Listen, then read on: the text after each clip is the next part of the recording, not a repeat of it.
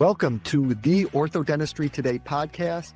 I'm your host, Dr. Dan Gurman, an orthodontist on a mission to help general dentists confidently bring orthodontics into any practice model, from solo offices to enterprise-level organizations. Orthodentistry is the future of comprehensive care where general dentistry and orthodontics collaborate. Get ready for expert insights, real-world strategies, and powerful innovations to drive excellence, predictability, and profitability in your practice. Let's dive right in. Today's guest is Dr. Sam Glick. He's the founder of Cleveland Smile Center, which he established in 2018 and now has multiple locations. At this really young age, Sam's built what many consider to be a model for the future of dentistry, where there are multiple locations, comprehensive services, and a smart business-minded approach to growth. Welcome, Sam. Hello, Dr. Dan Gurman. It's a pleasure to be here, sir. An honor to be on the podcast. I'm excited just to talk to you. Well, thank you. This is really exciting for me. Let's go all the way back to the beginning. I want to go to your foundation, Sam. I know that you come from a family of dentists spanning multiple generations. You can fill us in on all the different dentists that are in your family. What is it that inspired you to follow the family's tradition? And after following their tradition, to innovate upon that and take it in a whole nother level?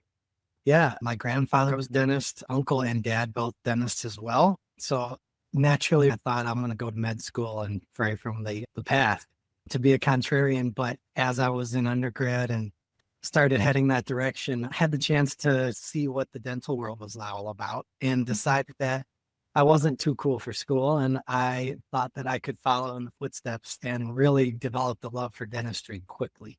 Got so excited about it, applied to dental schools, and the journey took off from there. And as far as following their footsteps, but also I wanted to grow things even bigger, better than the dentists in my family before me with their guidance, which has given me a foot in the door in a lot of different ways ahead of other people. So just a thirst for knowledge and trying to serve as many people and provide as much good dentistry to the areas of Northeast Ohio and beyond as I can. So it's been quite a journey, and it's just so much fun. Well, thanks for sharing that, Sam. I think one of the true signs of your brilliance is to try and learn from everybody. And I know you did that with your family. And sometimes when you have these father-son relationships, there can be a little bit of space and a little barrier. I know firsthand, I've got 7 kids. And the fact that you were open to learning from them and letting them be kind of a guiding light to this day is really great. And then I can add to that and say that your passion for learning has been exceptional, because I've known you since you got started with your orthodontics and really early in your career. So congrats on doing that. I think that is part of the secret sauce of your success. With that in mind, the question I've got for you, Sam, is, did you have a true vision of what you wanted this practice to turn into? Do you have an end in mind? Where did you want to be at this point in your career? And is that where you landed? That's a great question. I definitely knew I wanted to be a super GP in the sense that I wanted to provide as much of a variety of dental services as I could within one office, under one roof, one-stop shop, and convenience for the person that needs multiple facets of dentistry rather than the inconvenience of going elsewhere.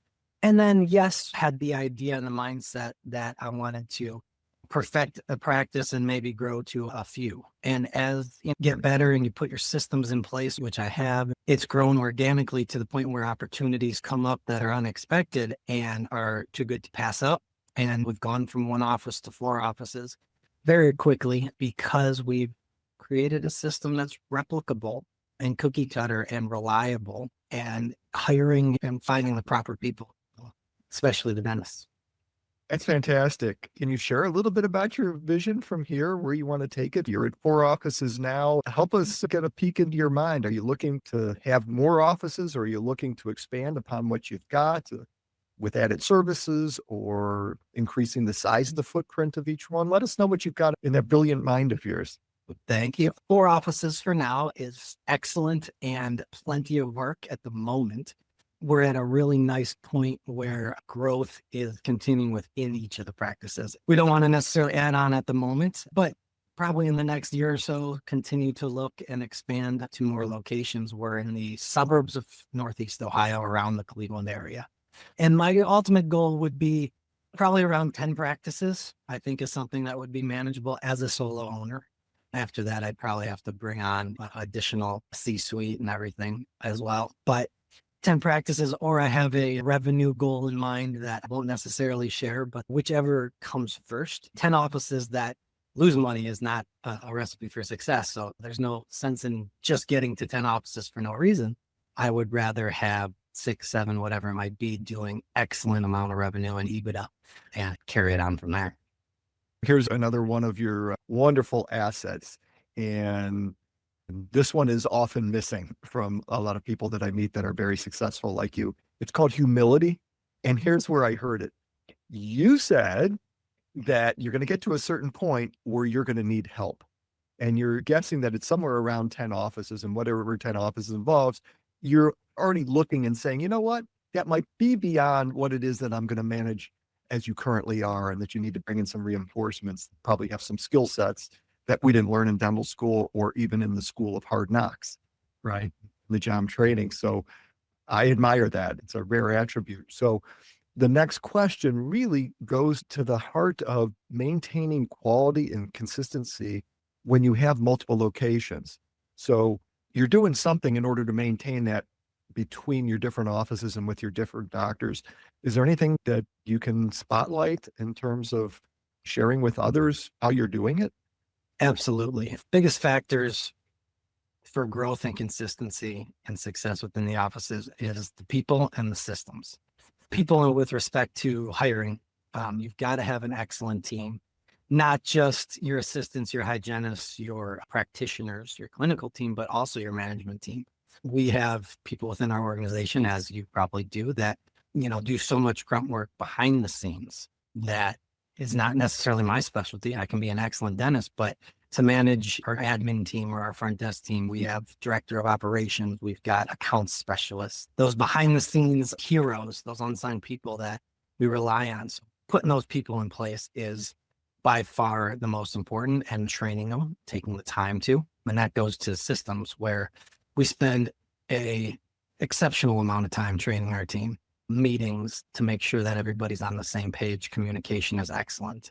That creates the culture, creates the camaraderie, gets everybody to know each other, but then creates that growth factor as well, where we can hit the ground running after a meeting and everybody's excited. I think you said culture without saying the word culture. The time spent together with team. Talk to us a little bit about the culture that you've been able to build within the offices. And then I'm curious as to whether the culture is the same in each of those locations or whether there's a slightly different flavor in each office. I'll tell you, from the team standpoint, our culture doesn't differ too much when we're hiring and trying to find people. A big factor for me is, hey, not just does this person meet the criteria and do they have the capacity to do the job, but hey, team, do you think this person will fit in? And I truly value their not only expertise, but their opinion on who this new person could be, right? Because everybody's got to fit in, everybody's got to gel. So it's the type of person that I really just want to hang out with, who I want to spend time with every day talking to. That's our team. That's how we build them, is good people. You start with a good person who doesn't know anything, you can train them, right? But it's hard to train a good personality. Yeah, agreed. So your criteria for choosing the right people is appreciated. Do you have a thought process when you're considering a new location? I'm not sure how you ended up with the 4 offices. I'm wondering what goes through your mind as you're looking for that 5th location. Is it opportunistic, or is it a thoughtful process where you say, here's a big circle on the map, I want to end up in that location? Yeah. And back to that culture that you talked about, what's interesting is I said the teams are very similar, but the patient demographics are not necessarily. We're in different suburbs around the area, and the people that come in the door on average at each office are a little different. And so the nuances there of dealing with an elderly population that can't fill out their paperwork online versus the young hip tech community on the other side of town, right? Those are just a couple examples. So that is something that we adapt and we have to be a chameleon with. When you're looking for that 5th location, is it going to be opportunistic, or is it going to be a thoughtful process where you draw a circle on a map and say, hey, I want to be here, or maybe I want to be here. Here are top 2 or 3 locations. Let's make it happen. That's a great question. So I have what's called a buy box, and this is just my perfect practice, right? These are the so-called non-negotiables, or hey, I need 8 out of these 10 things checked off for me to even be interested to go see a practice, right? Part of that buy box, the first page is a map, right? Because I'm very big on boots on the ground and managing our practices. And if there's something that I have to do 3, 4 hours away out of state, I'm not there yet. I'm not at that point to cover that much ground, right? So we have to be within a certain radius is one thing, but then it's factors like the location, the signage, the demographic, and more so the population size. I want to be in very populated areas so that we can have the volume of interest. Different things like the number of new patients, number of active patients in the practice. And then also, I personally like to look for practices where there's room for growth and that they're not doing a lot of specialty procedures. As I was mentioning, we like to hire and train super GPs so they can do ortho, they can do implants, those sorts of things. And a dentist that is not doing those things currently is great for me to purchase and take over a practice from, because I know that I can snap my fingers and add those procedures and just like that increase revenue, keep it in house. That is absolute gold. I love what you just taught us. You're finding opportunity based on the nature of the services that are being provided within the practice, raising the ceiling on what you can do by increasing the scope of services, right? That would be fair. And then the other part that I love is that you're going to educate your dentists. In other words, the passion that you have for learning, you're going to instill upon those who enter your practice, and those who are thirsty and they want to take on other procedures are going to be really happy in your practice. And I'll just tell you, from being out in the field and meeting thousands of dentists, not hundreds, thousands, maybe even in the 10,000 range, a lot of the young dentists are turned off by opportunities that really limit what they can do, where all they can do is drill and fill dentistry. A lot of them are looking for opportunities to get schooled up on being able to do some of those super dentist procedures, or call it the specialty work. So this is great. I have personally visited one of your offices, and I love the ingress, the egress, the signage, the visibility right on the street. I know because in my practices that I own, we had that sort of visibility, and it was amazing how the repetition of the visibility that is created by having signage on a street where people see you daily, you're in front of them. It's great advertising. So, Sam, here's a really, really big question. We have a bunch of listeners. We have a lot of really young doctors that follow us, and most of them have debt. Can you model be put into play if somebody has debt from school? Talk to us a little bit about that. You'll know from personal experience, and also you were a leader in your dental school class, and people pay attention to you. So I'm sure that you've heard their stories as well. Yeah, absolutely. And just in the dental world, as all of the listeners know, that these tuitions keep going up. Young dentists are coming out of school with $1 million, $500,000 in debt easily. And those are scary numbers. But what I would impart to a dentist who is looking to purchase their own practice, be their own boss, is there's good debt and bad debt. And if you believe in yourself, you've got a practice model and a vision and a location that you feel you can grow at, taking out a loan to purchase a practice in addition to your ongoing student loans is not the end of the world. It's not a bad thing. All of my practices we have used bank financing for. It helps when you have some coaching to do that, because it is scary in those numbers. But when you can get a favorable loan and find an excellent banker that you trust and prove your vision, your financials, those factors, it becomes a lot less scary. When you break it down into a monthly basis, just like you would have your rent if you don't own the building, you've got your mortgage payment on your loan, right? Like for a house, you have it for a practice. So as long as you can cover those factors, a loan is not the end of the world to start and grow off of. So don't stray from that. All right. So, Sam, it's great advice. I'm going to go deeper on this. Please. I know that you've got some beautiful young children. They're nowhere close to being dentists. They've got a long way to go.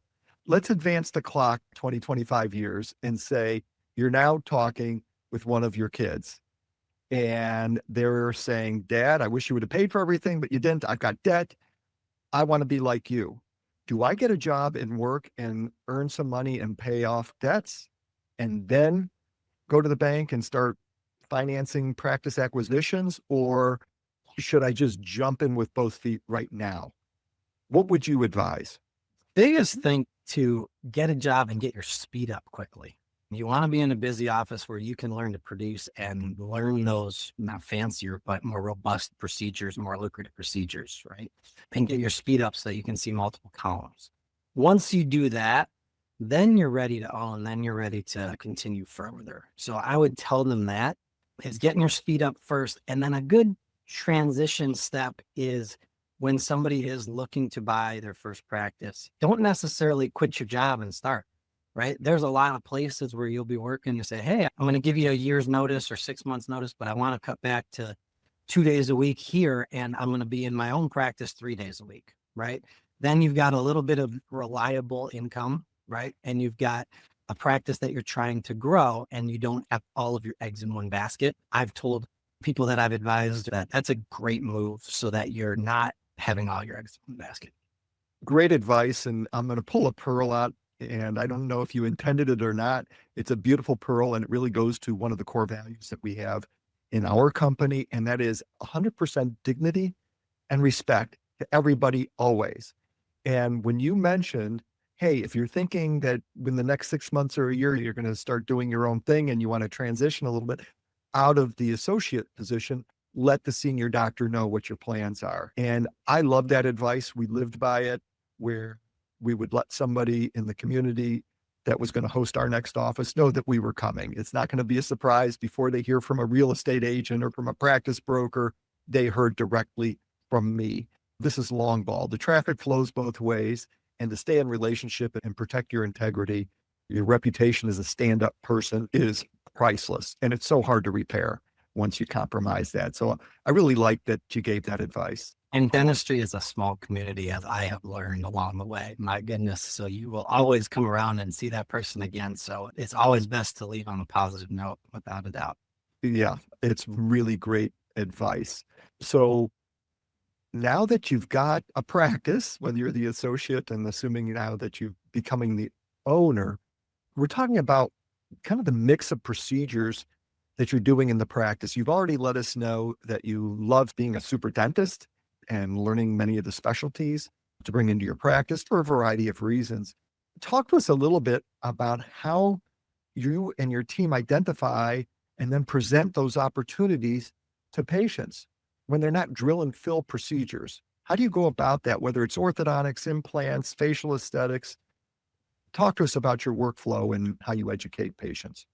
Yeah, typically I'm going to present the treatment plan that I think is going to be best for them long term without considering insurance or finances as a factor, right? Hey, here's the best option for you. If you were my mom or my sister, my dad, my son, this is what I would do for you. Then from there, you can dig into the patient's motivation, right? Is it fear? Is it cost? Is it time, length of treatment? What's the limiting factor that's their possible hesitation for it? At that point, once you've understood what drives them, then you can weave through, okay, well, maybe do a partial because it's going to be quicker, right? Rather than an implant, which is going to take 3 to 6 months, right? We could take the impression today, get your partial back ASAP. Maybe we do veneers rather than ortho because it's a 2-step procedure. Maybe we do ortho rather than veneers because you don't like the idea of getting numb and shaving off your enamel, right? Those factors. So you got to get down to what's that patient trying to tell you. And sometimes it takes spending time with that person in your chair, maybe even more than one consult or more than one exam to get down to it. And sometimes at first they don't even trust you. They'll let you do a filling or two and then work towards those bigger procedures so that you get them comfortable with your office and your flow, so to speak. So Sam, it sounds like listening is a key ingredient for finding out what the gap is that the patient wants filled. Using a kind of a pun as an orthodontist about full, right? And so that's really what I distilled out of that, finding out what it is that matters to the patient and then giving them the options to remedy their issue. Right.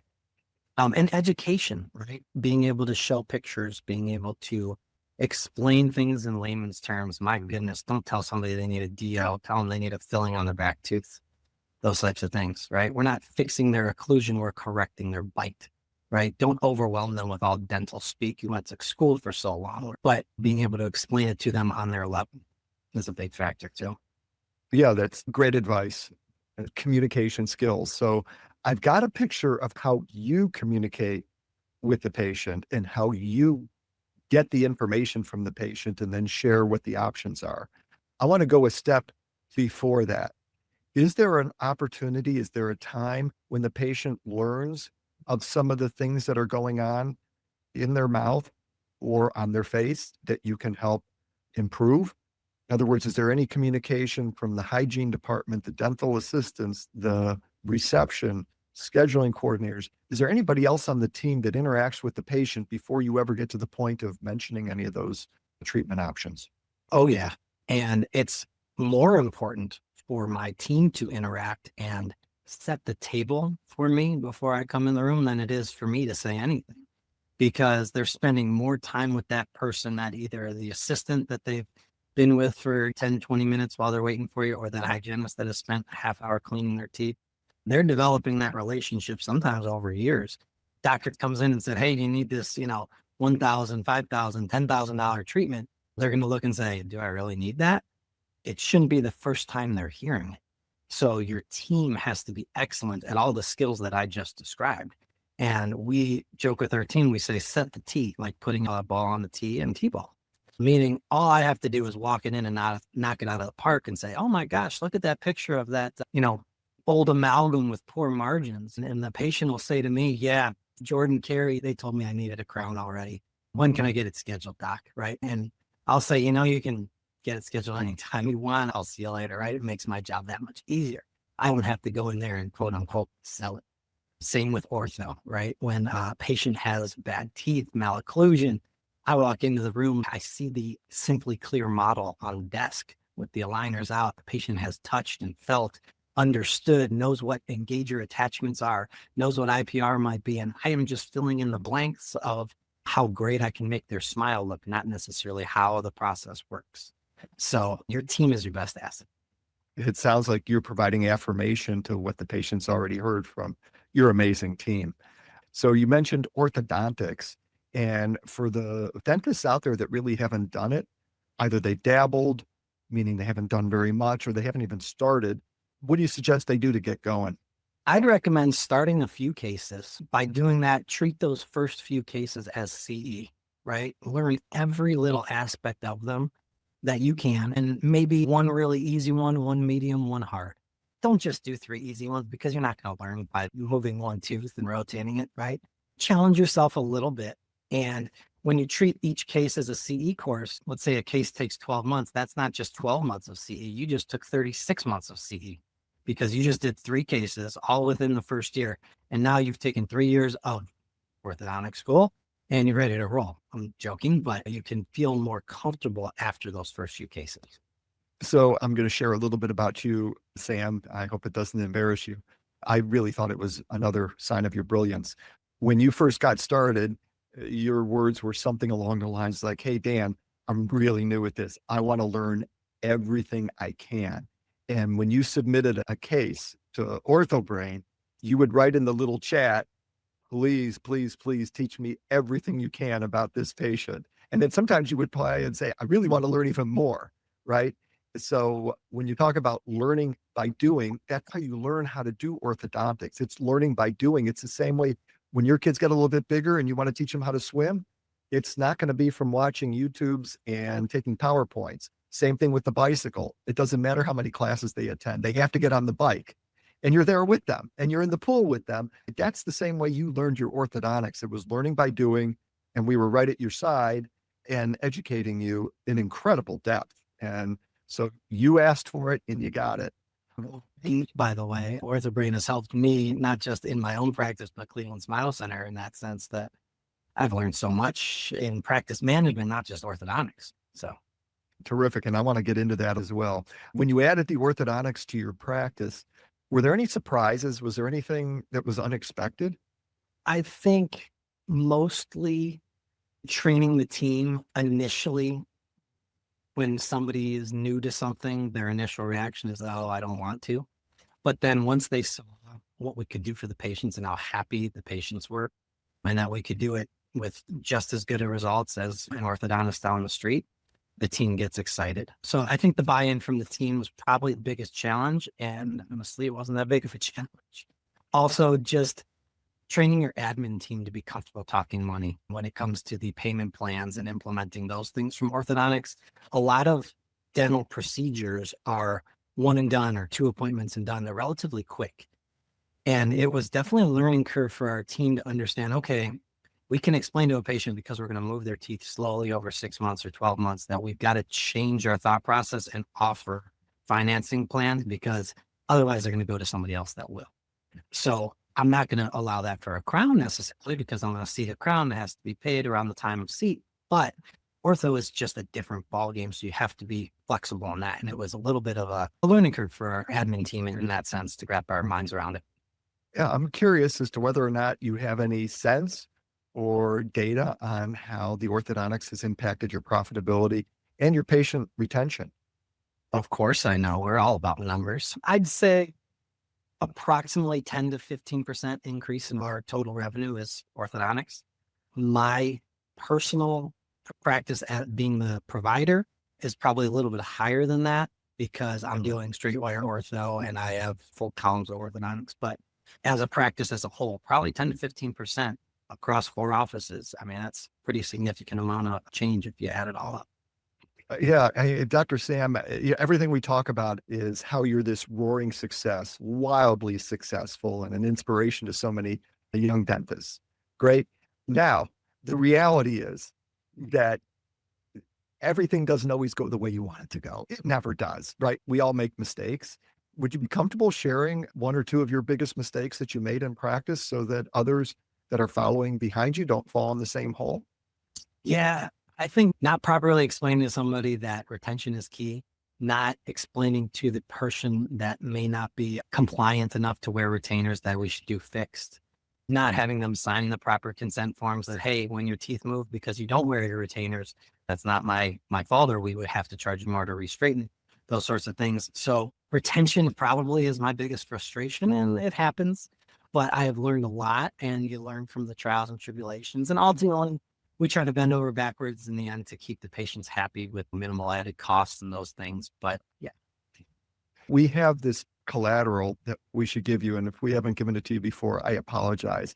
It's a contract that a patient signs. I'm saying it tongue in cheek because it's a fun kind of agreement. And then on the paper, it says making the teeth straight was our job. Keeping them straight is your job. And it's a checkbox. When I treated children, I'd have the kids sign. It's like, hey, here's your first contract, right? And there's a little checkbox where the retainer at night, where the retainer full-time, come back and see us in 9 months, whatever it is, that it's right there. The communication is crystal clear. So if you don't have one of those after the show, ping us and we'll get you one of those. We'll share that with any of our viewers. So thanks for sharing that. That is the same kind of challenge that orthodontists have all the time.